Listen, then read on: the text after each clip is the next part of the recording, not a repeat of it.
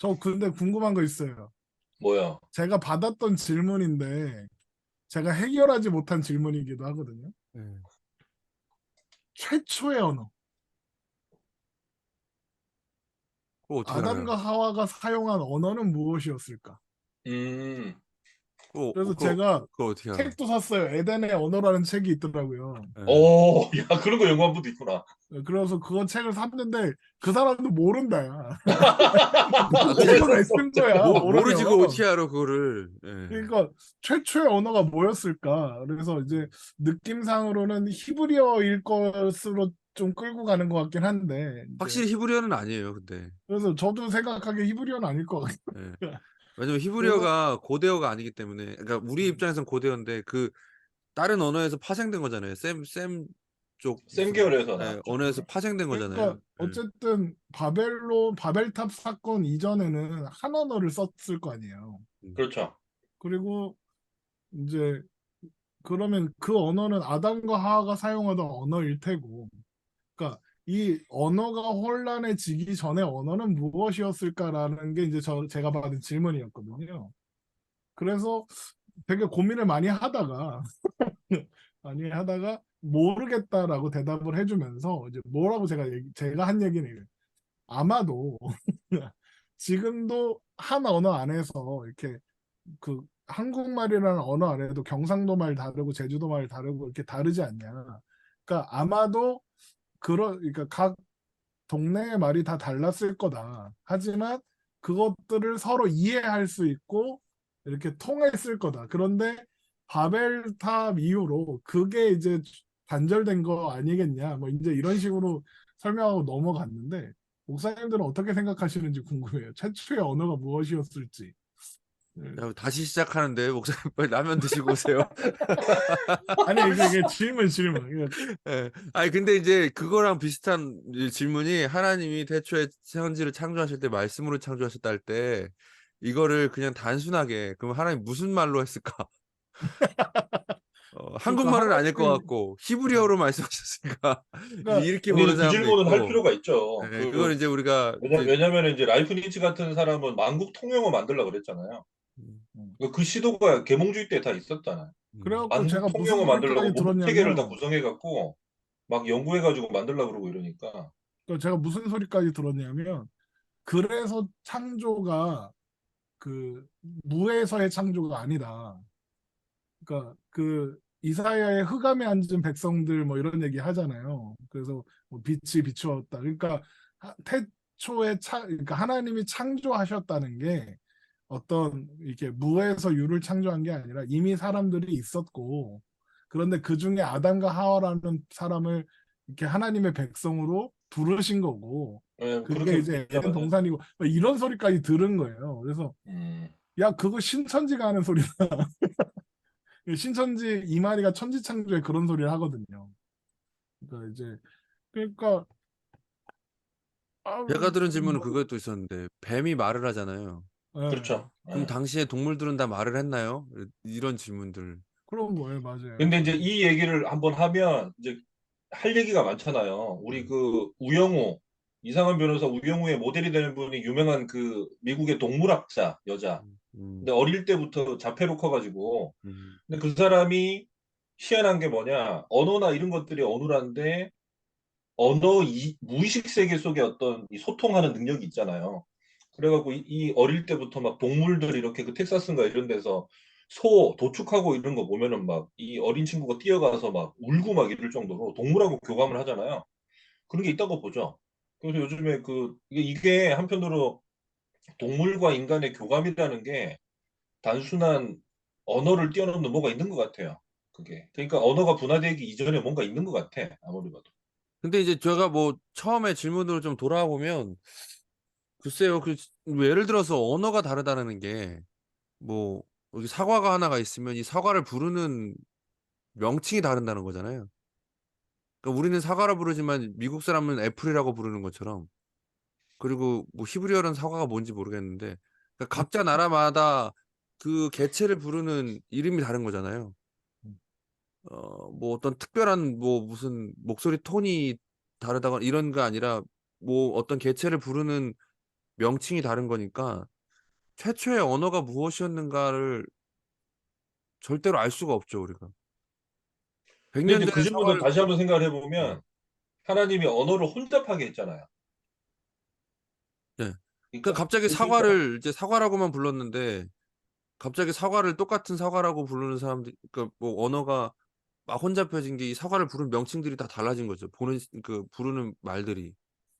음, 그렇게 따졌으면은 당연히 시대가 가면서 우리도 경상도에서는 양파를 뭐 양파라고 부르고 뭐 뭐라고 부르죠? 뭐 양파 우리나라 안에서도 양파를 부르는 명칭이 또 몇 개 있잖아요. 뭐 옛날 사람들은 담아내기라고 부르기도 하고 뭐 부추, 부, 정구지 뭐. 부추 정구지 이런 식으로 그러니까 그 부르는 명칭들이 아담과 하와 때는 당연히 둘밖에 없으니까 같은 걸로 불렀을 거고 하여튼 그 못 찾는 게 당연한 거 아닌가? 그 예, 최초의 언어가 무엇이었는가 그 연구한 그런 책은 거 이제 모르려고 추론하는 모르려고 분들이 예. 이제 그 이제 우리 조선 상고사 연구하면서 막 엮어가지고 막 음, 이제 막 그런 거 풀죠. 노아 홍수부터 막 해가지고 막 엮고 그다음에 한자 풀고 막 이렇게 하는데 음. 뭐, 모르겠어요. 성경이 그런 것보다는 이제 그 오순절 성경 강림 사건이 언어의 하나됨에 대한 게 근데 있으니까 바벨론을 반대로 뒤집는 거니까 뒤집는 사건이다 바벨탑의 보니까 사건을 뒤집는 거니까 예. 한번 묵상해볼 포인트는 있는 것 같고 결국 하나님 나라의 독특한 게 교회가 갖고 있는 특징이 뭐냐? 아는 것과 믿는 것이 하나됨이라는 게 단순한 감정 문제가 아니다. 그렇죠. 예. 그게 우리가 쓰는 언어의 하나됨, 그게 획일화된 어떤 언어의 하나됨이 아니라 그 전까지 모든 사람이 각자 다 자기 생각대로 판단하는데 그리스도 안에서 이제 한 곳을 바라보는 쪽으로 지어져 가는 그런 게 있지 않을까? 그런 생각을 해보죠. 그렇게 생각해봐요. 근데 질문이 참 진짜 대단하다. 나는 그런 생각들을 막 하면서 집요하게 파는 거 보면 그런 분도 대단할 것 같아. 그러니까 저도 그 질문을 받기 전까지는 한 번도 생각해 본 적 없는 질문이었어요. 그래서 그러니까 아 이게 대화를 하는 게 되게 중요하구나. 아니 이제 지금 갑자기 든 생각인데 이런 식으로 적용해도 되나? 바벨탑 때 이제 언어가 혼잡하게 됐다는 게 지금 제가 얘기하면서 좀 이상했던 게 같은 지역 안에서도 사실 그룹이 다르면 뭐 예를 들어 사과를 예를 계속 들면 여기선 사과라고 부르는데 저기서는 다르게 부를 수도 있을 거 아니에요. 그럼 그렇죠. 바벨탑이 지어질 시대에도 이미 그런 게 있을 수도 있지 않을까? 있을 수 있죠. 그런데 저는 이제 서로 그 얘기는 됐는데 근데 이제 요거까지만 그러니까 이제 어떻게 적용이 갑자기 되냐면 어 그러니까 큰 그림 안에서는 맞는 것 같은데 그러니까 바벨탑을 지으면서 하나님이 언어를 혼잡하겠다는 게 단순히 벽돌을 부르는 호칭을 다 막 100가지 200가지로 만드셨다는 게 아니라 서로 가운데 생각들 자체를 완전히 일치되지 않도록 이렇게 흩어놓으셨다는 개념이 더 저는 크지 그런 식으로 않을까. 적용하는 설교도 많이 들어봤어요. 예. 그러니까 당연히 바벨탑이 무너질 수밖에 없는 거죠. 그리고 이제 그 이후로부터 이제 신관념도 예. 이제 다신교 체계의 등장도 바벨탑 사건 이후로 보죠. 그러니까 좀 단순하게 생각하면 벽돌을 나는 이렇게 쌓는 게 맞다고 생각하는데 옆에 있는 놈은 이렇게 쌓는 게 맞다고 생각하고 그러다 둘이 싸움 나가지고 아이 안 해. 씨. 이렇게 가버리고 있는 약간 이거 너무 단순한 적용인가? 예. 김영석 선생님 아니 말씀. 그 저도 근데 진한용 목사님 얘기가 그 성경 전체의 어떤 그런 것으로 봤을 때는 더 합리적이죠. 왜냐하면 우리가 옛날에 어떤 그 어렸을 때 유초등부 설교에서는 바벨탑 사건으로 영어가 막 어떤 사람은 영어로 얘기하고 어떤 사람은 막 중국어로 얘기하고 막 그건 사실 말이 안 되지. 왜냐면 우리나라 너무 나갔죠. 그거 너무 나갔어.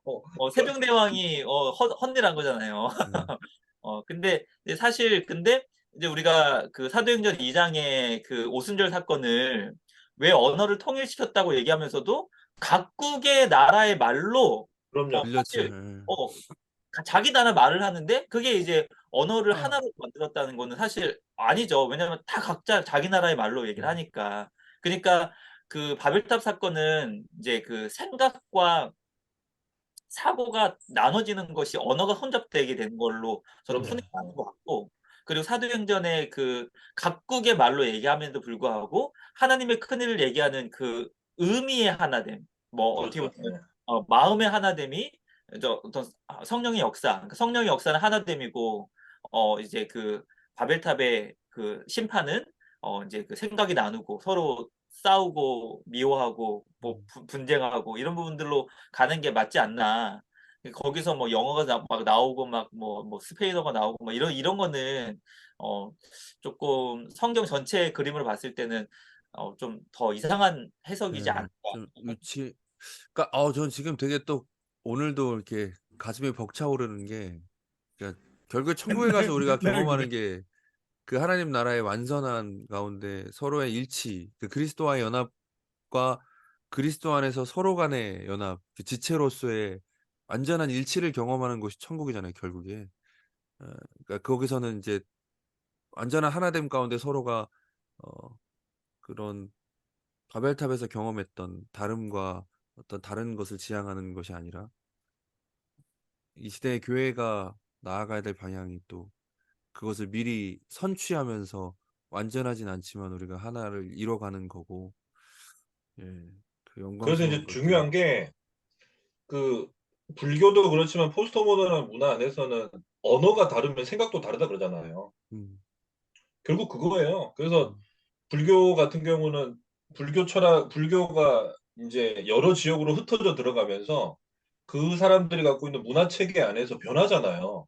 불교는 통일성을 구성 안 하려고 그래요. 음, 어차피 상대주의니까 이 사람들은.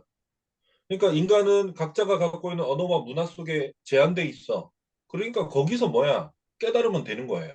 철저하게 경험론으로 가버리고 이 사람들은. 그러니까 보편적인 실제가 없어.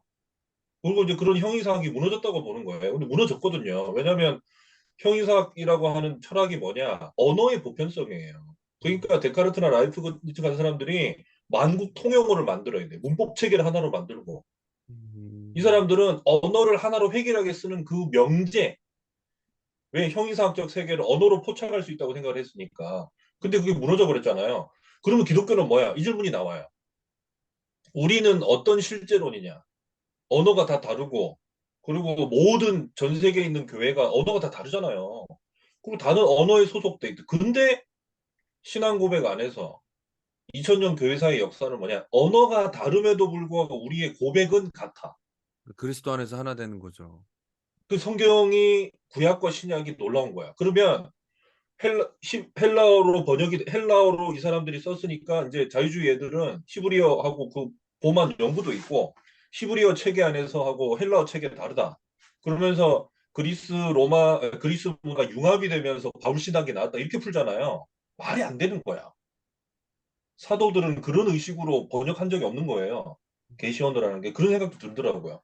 그러니까 가급적 히브리어로 돼 있는 개념을 그대로 살리려고 애를 쓰고 계속. 그리고 독특하지 않아요? 70인역으로 번역이 되고 이랬는데도 신구약이 통일성이 있다는 게 저는 굉장히 놀라운 것 같아요. 그 개념의 통일성이 유지된다는 게 불교인들 인정 안 해요, 이거. 그래갖고 불교는 아싸리 열어놔버리거든요. 우리는 경전이 다 가까워 색깔이 달라. 그래서 이제 순수한 불교학자들은 이런 말도 해요. 불교는 실체가 없다.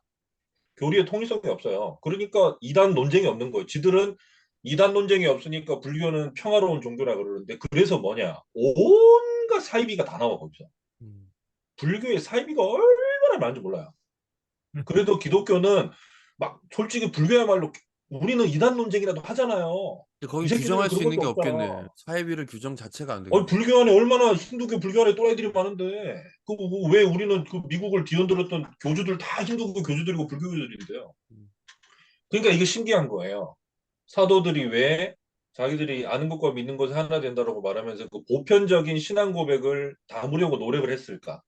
그리고 쉐마나 이런 것 같은 경우도 암송하는 거잖아요, 그게. 그러니까 이제 주 목사님 얘기한 것처럼 굉장히 중요한 거죠. 엄청 크죠. 교회의 하나됨이라는 게 이 교회사는 다른 맥락으로 가는 거죠. 그 그리스도의 그 모든 걸 하나 되게 하신 그리스도의 영광을 오늘 갑자기 가슴이 벅차오르네요. 오늘. 통일성 안에서의 다양성이 교회는 네. 이제 가능하다. 그래서 언어와 문화를 뛰어넘는 이제 신앙 고백이 가능하다는 얘기를 이제 우리가 할 수가 있다. 아우, 이 얘기 안 하고 넘어갔으면은 아쉬울 뻔했네.